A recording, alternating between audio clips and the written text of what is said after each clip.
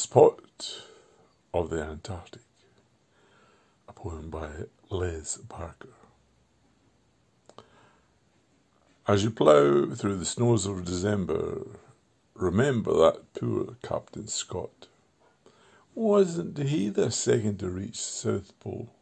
Well, no. In fact, he was not. Roald Amundsen, he was the first. Or that's what everyone reckoned.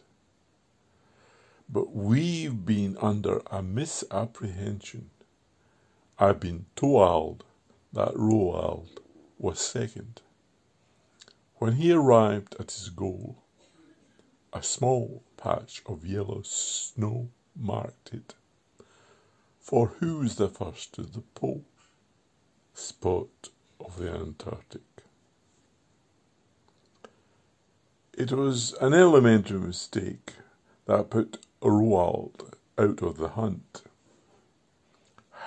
How can a man at the back of the sledge beat the dog that he's tied to the front? But Spot was not a happy dog. A dog needs to go out for a run, but pulling a sledge all those miles through the snow, a walk in the park would have done. A sledge piled high with a cooker, a fridge, a TV, and who had to park it? It wasn't Roald who trudged through the cold. It was Spot of the Antarctic. Of course, Roald did all the planning. Strategy flowed from his mouth. "Which way shall we go today, Roald?" said Spot.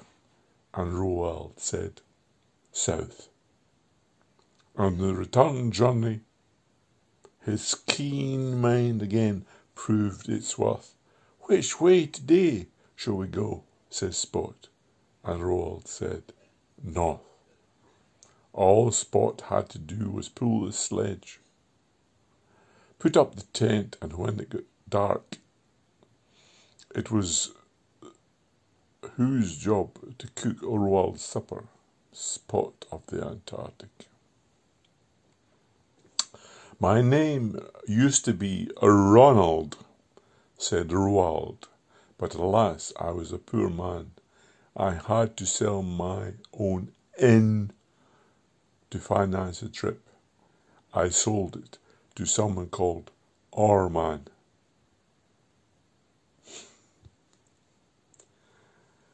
I bought a tent and a sledge and a dog and set out to do it. Spot didn't like the Antarctic at first, but he's taken a Viking to it. I thought I'd be first to the pole. I got off the sledge and then I parked it. I wanted to be first, but my heart was burst. It was Spot of the Antarctic.